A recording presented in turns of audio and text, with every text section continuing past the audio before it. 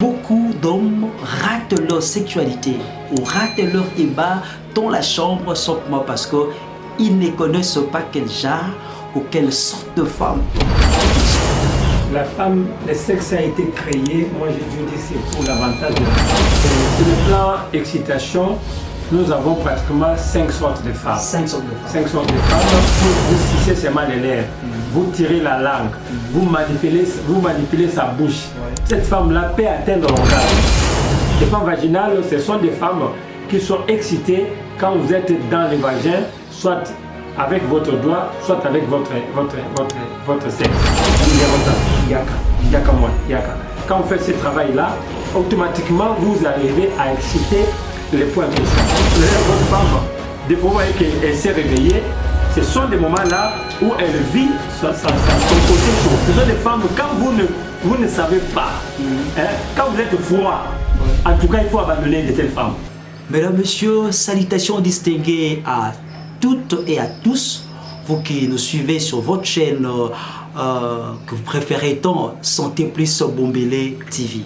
Un sujet que vous avez jugé très intéressant, quelle sorte de femme, quel tempérament de femme sur le plan sexuel. Ce sujet sera abordé avec notre invité maison, le professeur docteur Désiré Bombélé, à qui je dis bonjour docteur. Voilà, docteur, vous insistez ou vous persistez en disant que la femme bénéficie de 90% de plaisir dans l'acte sexuel. Docteur, encore une fois de plus, vous insistez encore dans cette émission? Oui, je crois qu'il y a lieu à continuer à persister, insister et puis persister dans ce sens-là, parce que dans les tableaux de la femme, le sexe a été créé, moi je dis c'est pour l'avantage de la femme.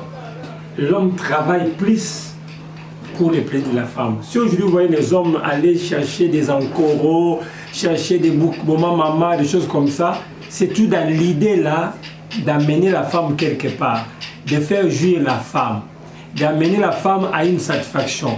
Parce que dans l'homme, quand on parle de virilité de l'homme, c'est par rapport à la jouissance de la femme. C'est pas par rapport à taper les gens en route. C'est pas par rapport à porter des vestes. C'est pas par rapport à avoir une voix lourde. Non. Quand on parle de la virilité de l'homme, c'est par rapport à son efficacité au lit. Alors, or, pour que la femme jouisse, il faut que l'homme soit efficace. L'homme doit travailler de manière à amener la femme à la jouissance. La femme ne peut pas travailler, mais la femme ne peut pas vouloir, mais il peut faire l'acte sexuel. Mais l'homme, quand il ne veut pas, l'acte sexuel ne se passera pas. Raison pour laquelle il faut en principe noter que c'est l'homme qui travaille beaucoup. Vous allez voir que c'est l'homme qui parle, c'est l'homme qui caresse, c'est l'homme qui fait toutes ces choses-là. La femme, par exemple, quand vous êtes avec une femme, vous allez voir que l'homme, il suffit seulement de regarder la femme seulement, les seins, les cuisses, la femme est déjà excitée. Mais pour que la femme soit excitée, il faut que l'homme parle. D'abord, il faut que l'homme touche aussi. Ok? Il y a beaucoup d'efforts que l'homme doit faire. Alors, en faisant ça, c'est la femme qui jouit. En faisant ça, c'est la femme qui bénéficie. Donc, même si la femme ne donne pas de retour en touchant l'homme ou en maintenant sur l'homme, l'homme arrivera toujours. Mais la femme, sans l'homme, ne fait pas cela, elle n'arrivera pas. Très bien, docteur. Le sujet que nous abordons, c'est en ces jours, c'est sorte de femmes du point de vue d'excitation et leur tempérament sexuel. Docteur, il y a combien de sortes de femmes sur le plan du point de vue d'excitation? Oui, sur le plan excitation, nous avons pratiquement 5 sortes de femmes. 5 sortes de femmes. 5 sortes de femmes. Alors, nous avons d'abord la première femme qu'on appelle la femme bicale. La femme bicale, c'est la femme qui est excitée par les lèvres. Seulement avec des lèvres. Avec des lèvres. Ouais. Si vous sucez seulement les lèvres, vous tirez la langue, vous manipulez sa bouche, cette femme-là peut atteindre l'orgasme. Seulement avec la langue, la bouche. C'est-à-dire, vous sucez la langue, vous tirez la langue, elle est excitée. Et l'excitation là, quand vous continuez, ça peut l'amener même à jouir. Vous comprenez? Donc ça, c'est la clé pour elle. Sa langue a plusieurs terminaisons nerveuses. C'est ce qui l'amène à ce niveau-là. Ses lèvres sont tellement sensibles que ça l'amène à ces niveaux-là. Et il y a la femme mammaire. Deuxième sorte. Deuxième sorte de femmes. Oui. Les femmes mammaires, ce sont les femmes qui sont excitées par les seins. C'est-à-dire, vous touchez seulement les seins, elle est partie. Oui. C'est-à-dire, et il faut savoir manipuler les seins. Juste toucher ou bien si c'est... Bon, je parle de manipuler les seins. Oui. À part la manipulation des seins, il y a sucer, Oui. il y a toucher, il y a malaxer. Oui. C'est-à-dire, il y a beaucoup d'exercices ou beaucoup d'activités que nous faisons en touchant les seins pour permettre à ce que la femme soit excitée. On peut utiliser la paume de main pour toucher les tétons. On peut faire les systèmes, comme je dis, c'est comme si on est en train de faire l'essuie-glace. C'est ça, les malaxer. Voilà, oui, c'est ça le travail là. Et puis on peut sucer. Alors quand vous sucez aussi, alors les femmes sensibles au sein, dès que vous faites ça très bien, elles peuvent aussi atteindre l'orgasme seulement à partir des seins. Donc si la femme n'arrive pas à entrer en connexion dans la sexualité, alors il suffit seulement de toucher ce point-là, vous allez voir qu'elle sera connectée directement. Ça, c'est la deuxième catégorie des femmes. La troisième catégorie des femmes, nous avons des femmes clitoridiennes. Là, il faut noter qu'il y a au moins 90% des femmes sont clitoridiennes. 90%. 90% des femmes. 10% peut-être sont ailleurs. Parce que le clitoris, c'est un organe très sensible de la femme qui a pour rôle, qui n'a aucun autre rôle dans le corps, seulement le plaisir. C'est-à-dire seulement le plaisir. Seulement le plaisir. Le clitoris n'a pas d'autre fonction, n'a pas d'autre rôle dans le corps, seulement procurer le plaisir. Docteur, vous expliquez comment le clitoris, ça se retrouve où sur le sexe de la femme? Parce que vous parlez de clitorisme, une autre personne peut, ça se trouve où? Comment on peut la trouver? Oui, le clitoris, vous le trouvez juste au croisé de la ligne là qui débute les vagins. Oui. Si vous avez quitté le pubis, là où il y a des poils, Oui. vous entrez, il y a d'abord la ligne qui commence là. Oui. Dès que vous arrivez à la ligne là, il y a, c'est comme s'il y a un bouton là. Oui. Et ce bouton là, il y a un capuchon. Oui. Et derrière là, c'est couvert par le clitoris, c'est derrière les capuchons là. Oui. Voilà. Il suffit de bien manipuler les capuchons, Oui. ou peut-être aller vers les sommets des capuchons, pour voir les petits clitoris là. Et l'avantage des clitoris se voit sur l'aspect supérieur que de quelques centimètres, Oui. mais le clitoris est enfoui de 12 cm à l'intérieur. Ah bon? Voilà. Donc ça dit, le clitoris n'est pas seulement ce que nous voyons, Oui. il est enfoui à l'intérieur. Donc, sans vous les toucher très bien ici, alors ça fait aussi du bien, et même à l'intérieur. Mais aussi quand on entre aussi, Ouais. du point de vue pendant l'activité sexuelle, quand vous êtes à l'intérieur du vagin, pendant que votre sexe est dans le vagin, vous continuez à toucher le clitoris, alors il y a les doubles actions. Là, vous ne touchez pas au point G, là, juste le clitoris. Les clitoris. Oui. Vous touchez le clitoris dehors, Oui. votre pénis à l'intérieur. Oui. Quand vous touchez comme ça, le clitoris s'enfuit davantage et touche maintenant votre sexe. Et ça crée encore les doubles tractions pour la double traction pour la femme. Oui. Alors, maintenant, il y a la troisième catégorie. Il faut aussi savoir manipuler le clitoris. Parce que quand vous touchez d'une manière trop brutale, ça fait sortir la femme. Donc c'est un bouton qui fait entrer, qui fait aussi sortir. C'est pourquoi il faut toucher lentement, pas d'une manière brutale, Avec mais délicatesse. voilà, c'est comme ça que vous allez arriver à stimuler. Alors ça, c'est la troisième catégorie des femmes clitoridiennes.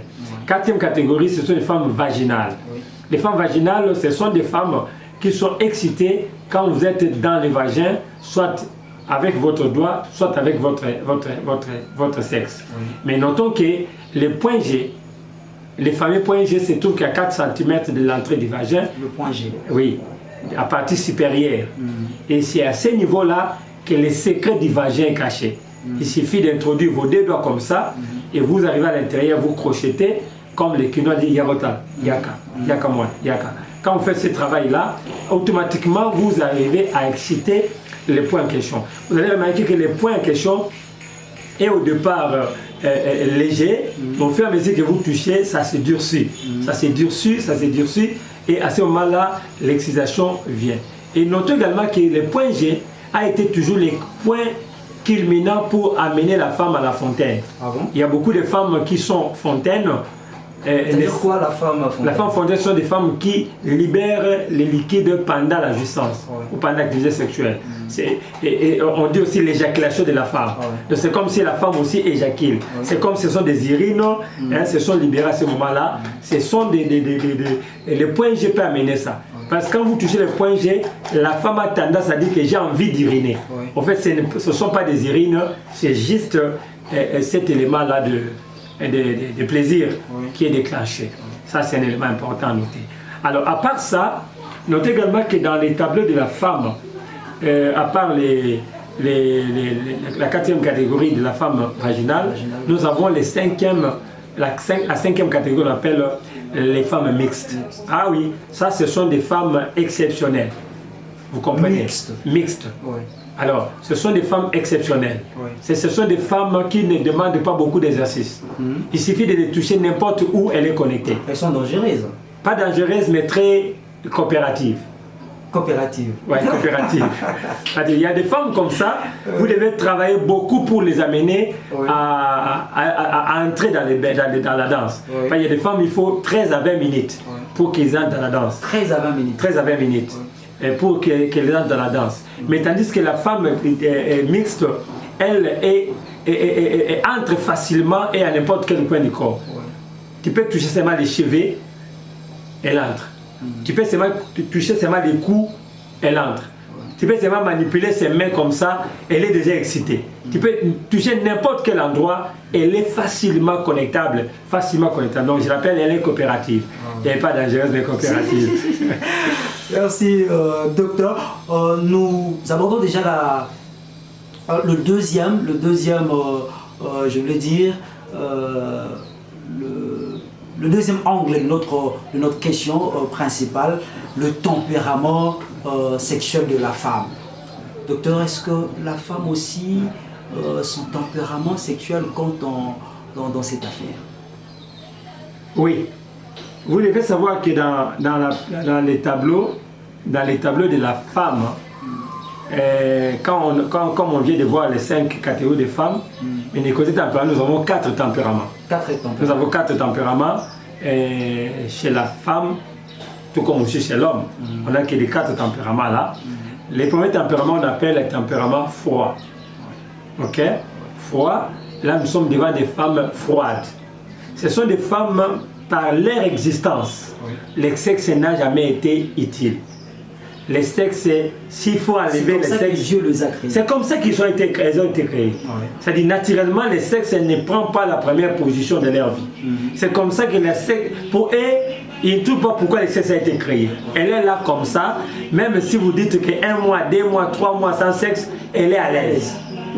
Voyez, donc elle ne demande pas, même quand elle est avec l'homme au lit, c'est comme si elle ne fait que pour l'homme. Donc elle ne sent rien en elle-même qui peut l'amener à aimer le sexe. Elle est là, froide. On les appelle en d'autres termes des frigides. C'est-à-dire, même si tu touches les seins, même si tu touches tu suces les lèvres, même si tu touches les seins, les clitoris. C'est pas là une maladie? Non, ça devient une maladie quand il y a une autre cause. Il y a des femmes qui sont devenues frigides. Elles n'étaient pas comme ça, elles l'est devenues. Mais il y a des femmes qui sont nées frigides. Vous voyez? Alors c'est comme ça qu'elle a été créée. Alors le problème c'est au niveau de ces hormones. Ces hormones ne développent pas, ces hormones sont fades comme ça. Alors cette femme-là, même quand vous la touchez n'importe où, elle est comme ça. Elle est comme ça, les seins, ça ne fait rien, la langue, ça ne fait rien. Partout où vous la touchez, vous ne sentez rien d'intéressant qui peut l'amener à entrer dans les jets.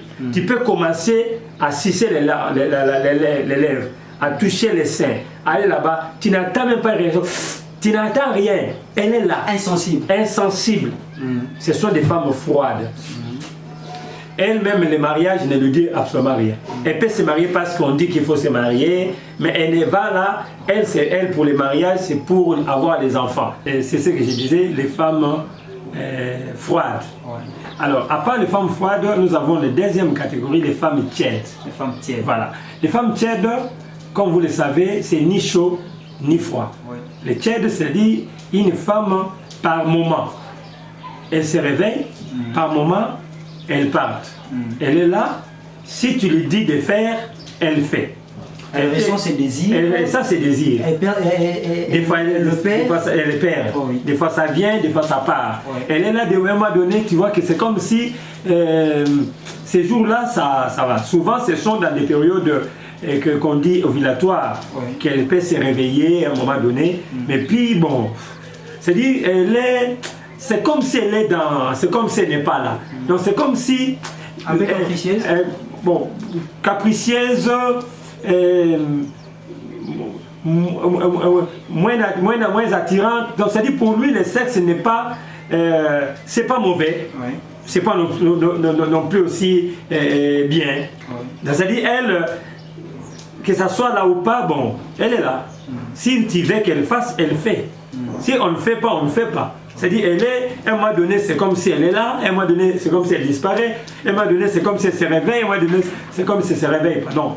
Ces gens de femmes sont là, alors, elles sont tièdes, elles sont manipulables, elles sont, c'est-à-dire, elle est dirigeable, c'est-à-dire, elle ne fait pas pour, elle ne fait pas par elle-même, c'est parce qu'on l'amène. Elle dépend de l'homme. Voilà, elle dépend de comment vous l'amenez. Si vous voulez qu'elle puisse aller, elle va. Ouais. Voyez. Alors peut-être vous allez remarquer qu'il y a des jours quand vous êtes avec elle, vous sentez c'est comme si elle s'est réveillée. Oui. D'autres jours, vous voyez, c'est comme si elle n'est pas là. Oui. Vous voyez, vous remarquez ça. Donc quand vous êtes avec votre femme, des fois vous voyez qu'elle s'est réveillée, ce sont des moments là où elle vit son côté chaud. Et quand vous le trouvez peut-être d'autres fois comme ça, vous comprenez, elle vit son côté froid. Donc ça arrive, ça varie. Donc elle est comme ça. Troisième catégorie de la femme, nous avons des femmes chaudes. Ce sont des femmes... Des femmes chaudes. Oui, chaudes. Ouais. Ce sont des femmes qui aiment le sexe. Elle parle de sexe, elle pratique le sexe, elle aime être dans l'activité sexuelle. Ouais. C'est-à-dire, elle ne veut pas rester trop longtemps sans l'activité sexuelle. Oui. Ce sont des femmes chaudes.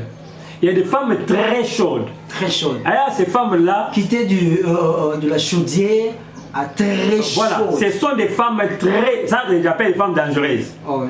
Voilà. Donc, tu m'avais parlé l'autre fois des femmes dangereuses. Oui. Ce sont des très chaudes là. Oui. Ce sont des femmes, quand vous ne savez pas, hein, quand vous êtes froid, oui. En tout cas, il faut abandonner de telles femmes. Parce que vous ne s'en sortirez pas.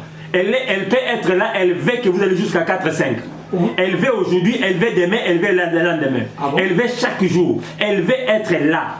Et une telle femme, quand vous êtes dans un pigeon voyageur, vous la perdez. Parce qu'elle ne t'attendra pas. Ça, c'est fou. Elle peut facilement... Elles sont difficilement infidèles.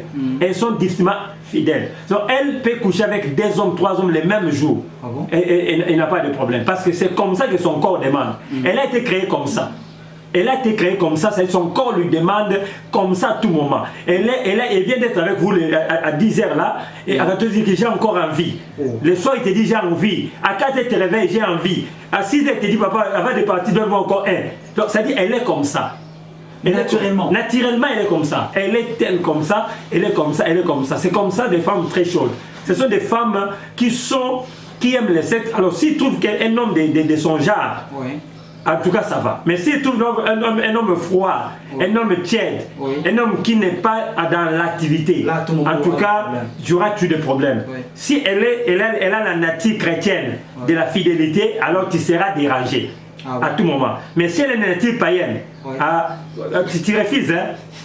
Il appelle l'ancien cowboy, il récupère le terrain.